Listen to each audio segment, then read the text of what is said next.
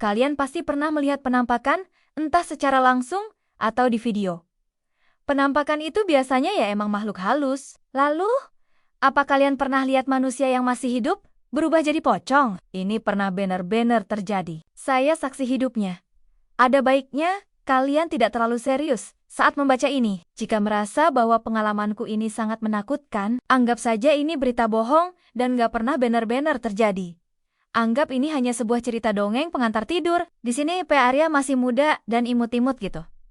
Seperti kata gue di awal tadi, gue mau ceritain pengalaman gue waktu gue jadi tour guide pendakian ke Gunung Salak. Di mana salah satu orang yang gue kawal itu jadi pocong. Gue gak pakai gambar-gambar gitu, emang gak ada dokumentasinya.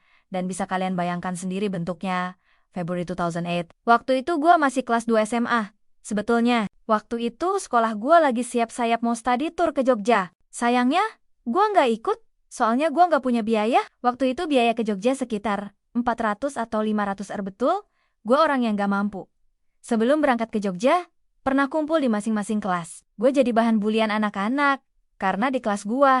Cuma, gue satu-duanya orang yang gak ikut ke Jogja. Wali kelas gue pun ngeledek gue. Harusnya kamu nabung dari dulu. Yang lain ikut ke Jogja. Kamu doang enggak. Orang tuamu berarti gak sayang kamu. Seisi ruangan ngetawain gue. Hati gue sebetulnya ancur diledek. Kayak gitu. Gue marah. Gue kesel. Gue pengen berhenti sekolah aja tapi gue coba kuat. Gue coba bertahan. Gue maksain senyum. Padahal gue pengen banget nangis. Kesel gue. Mereka gak tahu keadaan gue kayak gimana. Waktu itu gue tetap berangkat sekolah, walau gak dikasih uang jajan. Anak-anak juga sering ngeledek gue, karena gue gak pernah ikut ke kantin keadaan orang tua. Waktu itu sulit banget, sampai kita sekeluarga jarang makan. Dari situlah gue mulai puasa Daud. Awalnya emang bukan karena mau ibadah, tapi daripada kelaparan, ya mending gue puasa. Lama-lama gue jadi kebiasaan puasa di saat anak-anak yang lain. Kalau pulang sekolah pada main, gue udah mulai kerja. Kerja ini itu, uangnya buat nyokap sama adik perempuan gue. Kalau ada sisa, gue suka kumpulin buat bayar SPP atau bayar buku LKS dikit-dikit. Gue juga nabung di kaleng bekas sewaktu SMA. Gue gak pernah bawa tas. Semua buku gue taruh di bawah meja. Gue juga cuma punya sepatu satu, udah rusak juga. Sering, gue ke sekolah pakai sendal. Kaki gue perban, biar ada alasan gak pakai sepatu. Padahal kaki gua gak kenapa-kenapa. Yang betul itu sepatu gua belum kering dan rusak waktu SMA. Gua cari uang dari jualan kantong plastik, koran, ojek payung, jual kembang, kuli panggul sampai ngumpulin gelas aqua. Semua gua lakuin, yang penting dapat uang. Nah, di hari keberangkatan study tour ke Jogja, sekolah kan libur, gua kerja di pasar. Selesai kuli di pasar, gua belanja sayuran sama beras buat di rumah. Gua pulang cuman buat ganti baju doang. Gua langsung ke rumah kakak kelas gua itu. Dia bilang kalau Arya butuh apa-apa. Bilang ke kakak, ya. Nah di situ gue ketemu sama abangnya. Dikenalin, terus ngobrol deh. Kita abangnya bilang, Arya tetap semangat. Sekolah yang bener, nanti keluarga kita pasti bantu. Oh iya? Arya mau ikut ke Gunung Salak? Gak, abang ada kerjaan. Arya temenin abang. Intinya gue dapat kerjaan jadi tour guide ke Gunung Salak. Bayarannya 500 Rp untuk 4 hari 3 malam subuh. Gue pulang bawa perlengkapan. Paginya, langsung ke rumah si abang lagi. Kita ketemuan sama anak-anak yang mau ke gunung itu di Lido. Total ada 9 orang. Gue berdua sama si abang. Yang punya acara ada 7 orang. Yongka uasan cewek, orang Jakarta. Waktu itu badan gue kecil. Gue jadi tukang bawain logistik. Meskipun berat, gue paksain. Demi uang. Sesekali sewi-sewi yang ikut rombongan tanya Arya, berat gak? Gue senyum sambil bilang, udah biasa kak. Padahal berat banget. Itu singkat cerita, kita nyampe gunung jam 5 sore. Langsung bikin tenda soalnya udah gelap. Selesai bikin tenda, gue nyari kayu bakar. Buat api unggun nanti, malam di malam pertama. Kita semua 9 orang kumpul ngelilingi api unggun. Semua seneng-seneng, main gitar, bakar jagung juga minum bandrek. Oh iya, di rombongan itu, gue yang paling muda. Gue 17 tahun waktu itu. Sementara yang lain, umurnya dari 23 sampai ke 25. Abangnya kakak kelas gua yang paling tua di malam itu, kita bikin game peraturannya. Semua harus jawab jujur dengan pertanyaan yang diberikan. Kalau nggak mau jawab hukumannya, muka dicoret pakai spidol game. Dimulai, botol diputar. Pertama botol ngarah ke cowok. 1. Dia nanya ke cewek yang namanya Mita. Si cowok nanya, apa di sini ada cowok yang kamu suka? Kalau ada, sebutin namanya Mita. Jawab, Ada tapi dia nggak bilang namanya siapa, cuman ngasih petunjuk. Cuma mereka yang tahu dipaksa pun, Mita nggak mau jawab secret. Singkat cerita, botol terus diputar. Semua kebagian bertanya, dan juga ngejawab. Karena udah malam, kita sepakat itu putaran terakhir. Botol diputar berhenti di cewek, yang namanya Laras-Laras, nanya ke cewek yang satunya lagi, namanya Ririn. Laras tanya Rin, apa yang paling Ririn takutin? Semua bilang serem. Sambil senyum Ririn, jawab Ririn, takut kalau nanti Ririn mati. Ririn jadi hantu penasaran, gentayangan terus nakut-nakutin, kalian semua ketawa. Udah, Ririn bilang gitu, tiba-tiba angin kencang, turun kabut pula. Game selesai, semua bubar. Pada masuk ke tendanya masing-masing. Suasana makin mencekam. Gimana nggak horor? Suara binatang dan suara-suara lainnya mulai jelas terdengar. Singkatnya, itu malam. Jadi malam yang bikin tidur jadi nggak tenang. Di malam keduanya, keanehan mulai jelas terasa. Waktu itu Ririn nyariin mantelnya. Dia tanya, ada yang lihat mantel Ririn nggak? Dicari kok nggak ada ya? Semua cewek masuk ke tenda, nyari mantelnya Ririn. Tapi mantel nggak ketemu-ketemu juga. Terus Ririn bilang, aduh, itu mantel kesayangannya Bapak. Ririn belum minta izin sama Bapak. Kalau hilang gimana? Semuanya ikut nyari. Semua tas diperiksa. Semua sudut tenda diperiksa. Tapi tetap aja nggak ketemu. Karena udah malam juga, semuanya sepakat besok pagi mau nyari lagi. Semua pada istirahat. Di sana kita bikin 3 tenda. Tenda pertama. Sebelah kiri tuh gua sama si Abang. Tenda cewek di tengah, dan tenda cowok paling kanan. Di saat yang lain masuk tenda, gua nggak tahu mereka udah tidur apa belum. Gua sama si Abang ngobrol. Lagi asik ngobrol, si Abang ngeliat sesuatu, terus nanya ke gua Arya. Abang nggak salah lihat kan ya? Itu apaan ya? Gua juga lihat. Kaget gua. Ternyata ada yang ngelayang. Yang ngelayang itu warna putih. Pertama gua nyangka itu pocong atau kuntilanak. Ternyata yang layang itu mantel. Mantelnya warna putih. Gua nanya ke si Abang. Bang, itu mantel. Mantelnya Ririn kali ya? Ambil you. Bang sih. Abang bilang jangan diambil. Kayaknya mantel itu dipakai sama jin. Jangan disamperin. Takut ada apa-apa. Biar besok aja gua. Ya udah nurut aja. Orang gua juga takut mau ngambil TU mantel. Tuh mantel ngelayangnya lumayan lama. Gua sama Sia. Abang ngeliatin aja terus. Tapi nggak berani ngambil. Mantel sempet muterin tenda cewek. Lalu hilang gitu aja. Nggak tahu kemana tuh mantel perginya. Si Abang gemeteran. Ngomong aja gak jelas. Apalagi gue takutnya kayak gimana. Tahu si Abang bilang, Arya Bakado Abang tidur duluan ya. Arya jaga sampai jam kedua. Nanti kalau ada apa-apa, bangunin abang gue. Sama si Abang gantian ronda. Gue jaga pertama. Si Abang udah ngorok aja. Gue yang masih ketakutan. Karena ngelihat mantel ngelayang, gue giliran jaga. Tapi gue gak sendirian. Gue ditemenin sama Roko dan Bandrek. SMA gue udah ngerokok gak lama. 2 cewek keluar, Ririn sama Laras. Mereka pengen kencing katanya. Minta anter. Di gunung kan gak ada WC umum kayak terminal. Mau gak mau kita harus turun. Ke sungai sebelum ke sungai, gue bangunin si Abang. Dia molornya kayak kebo. Susah dibangunin. Mau gak mau, gue lah yang nemenin mereka berdua ke sungai. Jaraknya lumayan jauh. Gue jalan paling depan di. Perjalan tiba-tiba. Ada orang yang manggil Rin. Tunggu kita bertiga berhenti, ngeliat ke belakang. Gak ada siapa-siapa. Laras nanya siapa yang manggil ya Rin. Si Mita kan? Lagi tidur. Ririn bilang, gak tahu. Ayo cepetan. Gue udah gak tahan pas nyampe di sungai. Mereka kan buang air. Gue jaga. Jaraknya ada mungkin 5 atau 10 meter. Tahu-tahu Ririn bilang, itu apa putih? Nah loh, gue kaget ternyata yang putih itu mantelnya. Ririn? Mantelnya ada di sebuah batu yang lumayan gede di tengah-tengah sungai. Yang ngambil mantelnya? Ya gua Ririn bilang, ini mantel siapa yang naruh di sini sih? Bercandanya keterlaluan. Gua nggak banyak omong. Padahal sebelumnya gua sama si Abang lihat jelas kalau TU mantel ngelayang sendiri. Udah dari sungai. Kita kan balik ke tenda. Di deket api unggun ada Mita. Ririn nanya, lu tadi pas gua mau ke sungai lu manggil gua aja? Mita jawab, orang gua baru bangun. Kaget lu berdua. Kagak ada. Nih gue lagi bikin bandrek padahal itu suara. Jelas banget. Kembali gue silent. Mulut seksi gue ini. Gak banyak omong. Mereka masuk ke tenda. Gue gak bisa molor. Gue masih kepikiran. Mantel yang layang. Suara yang manggil Ririn sama. Gimana bisa itu mantel? Ada di sungai. Singkat cerita, di malam ketiga lah yang bikin gue gak pernah lupa sama kejadian di Gunung Salak. Dan gak pernah mau lagi nginjek Gunung Salak. Cukup, itu yang pertama. Dan terakhir, semuanya lagi kumpul di luar, ngelilingi api unggun. Kita berbagi cerita sambil menikmati kopi, wedang jahe, dan singkong bakar. Gak kerasa udah jam kedua.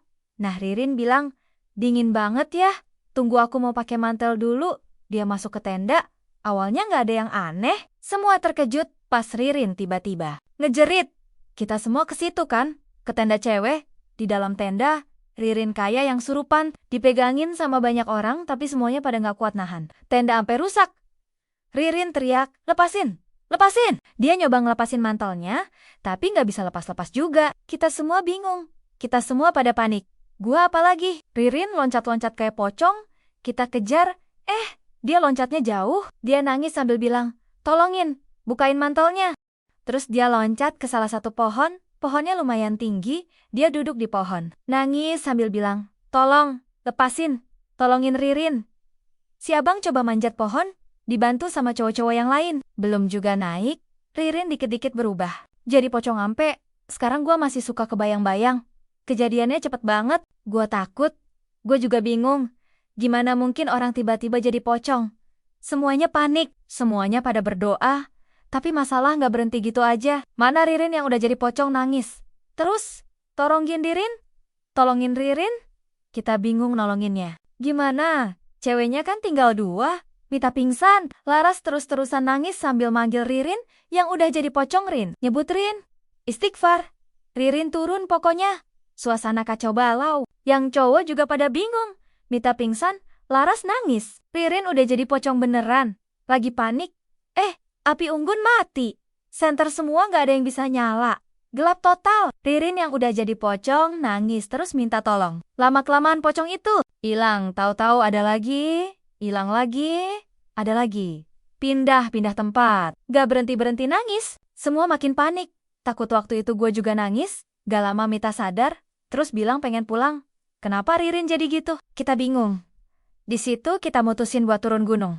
Mau nyari bantuan. Ngeberesin semua perlengkapan. Gelap total. Jam 3 atau jam 4 pagi kita turun. Perjalanan turun gunung pun bikin gua takut. Gue juga terus-terusan nangis. Gimana gak nangis? Pocongnya ngikutin terus. Tapi dia ngelayang dari pohon ke pohon lain. Sambil nangis, dia bilang jangan ninggalin Ririn. Ririn ikut pulang.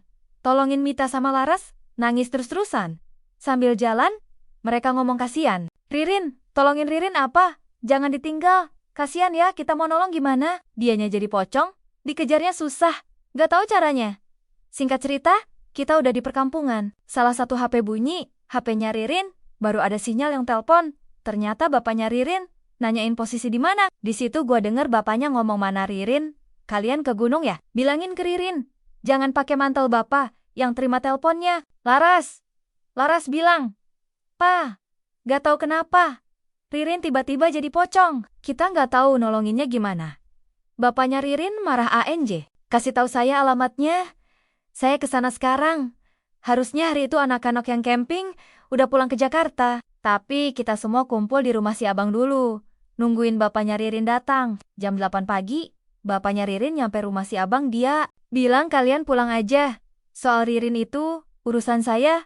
Setelah anak-anak pulang, bapaknya Ririn kan datang sama beberapa orang. Gua sama si abang ngejelasin kronologi Ririn jadi pocong. Disitulah gue baru tahu. Kalau ternyata bapaknya Ririn itu pemuja dan mantel yang dipakai sama Ririn itu adalah mantel yang gak boleh dipakai jimat. Intinya, selain bapak Ririn, siapapun yang pakai mantel itu pasti jadi pocong. Terus bapaknya bilang, kalau seminggu gak bisa nemuin Ririn. Gak bisa lepasin mantelnya. Ririn pasti mati di situ. Bapaknya Ririn sama orang duanya ngedatangin semua orang pinter di daerah gua. Ngasih sayembara, siapa yang bisa nangkap pocong dan bisa ngelepasin mantelnya? Orang yang sanggup nolongin Ririn, dia mau apa aja, minta apa aja, pasti dikasih. Gua yang baru turun gunung, mau gak mau harus naik lagi. Soalnya kejadiannya di gunung. Bapaknya, yakin kalau Ririn masih ada dan diem di sana. Kita bikin tenda lagi. Pertama gua bikin tenda buat camping. Ini bikin tenda lagi buat nangkap pocongnya Ririn gua yang waktu masih 17 tahun. Udah ikut terlibat sama hal-hal yang di luar nalar dan menyangkut nyawa seseorang pas malam. kita semua jalan keliling gunung. Bukannya pocong Ririn yang kita temuin? Malah yang lain. Kalau gue sendirian yang lihat, gak tahu deh kayak apa jadinya. Gue lihat kayak kakek-kakek. Tubuhnya tinggi bener, hampir setinggi pohon yang ada di gunung. Gue meremin mata karena gue gak tahan lihat ukurannya. Tangannya megang kayu gitu. Gue juga dengar kakek yang badannya tinggi itu suaranya ngeraung-raung gitu. Dia komunikasinya sama orang pinter yang dibawa sama bapaknya Ririn yang merem. Dibilangin sama orang pinter Arya, jangan merem. Dia penjaga gunung marah soalnya Arya merem. Kalau Arya takut, buka mata aja. Tapi ngeliatnya ke bawah si kakek itu marah. Karena dia bilang, kalau gua nggak sopan nggak mau lihat mukanya. Yang bener aja tuh gua. Buka mata. Liatin tanah. Gua nangis kayak anak kecil. Gak bisa nahan takut. Komunikasi orang pinter sama makhluk penjaga gunung lumayan lama. Udah selesai orang pinternya, ngerangkul gua sambil bilang, udah jangan nangis lagi. Udah nggak ada. Saya lupa nutup mata batin Arya dari situ. Rombongan kan kumpul. Gue dengar obrolannya. Orang pinter sama bapaknya Ririn. Ternyata Ririn diusir, dilemparin sama penjaga gunung. Penjaga gunung gak nerima adanya Ririn di gunung. Karena Ririn jadi pocong bukan dari proses mati. Ririn hidup di dua alam, mereka bingung. Mau nyari Ririn kemana. Soalnya si kakek penjaga gunung cuma bilang ngusir Ririn. Tapi gak nunjukin kemana dia ngebuangnya. Kita turun gunung. Sambil berharap ada info dari orang pinter lainnya. Ternyata bener aja. Pas kita semua turun gunung, ada info dari orang pinter.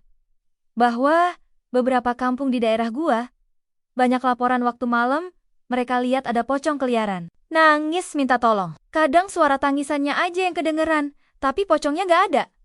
Orang-orang kampung bilang, mereka pada takut.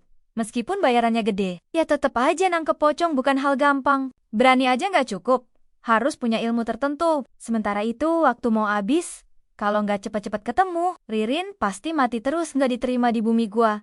Mau nggak mau, tiap malam ikut bapaknya Ririn. Nyariin pocong ke kampung-kampung. Nah, tepat di malam ketujuh, malam terakhir nasibnya Ririn. Bapaknya Ririn dapat info kalau di salah satu kampung ada pocong nangis di atas genteng rumah warga.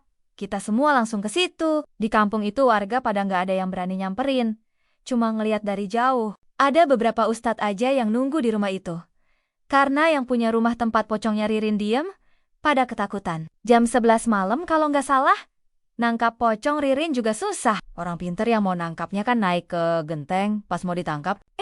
Pocongnya loncat, lalu hilang gitu aja, tapi masih di sekitar rumah itu juga. Gue yakin, sebenarnya Ririn itu minta tolong, minta dilepasin, tapi pas ada orang yang mau ngelepasin dianya ngelayang sendiri, bukan kemauan.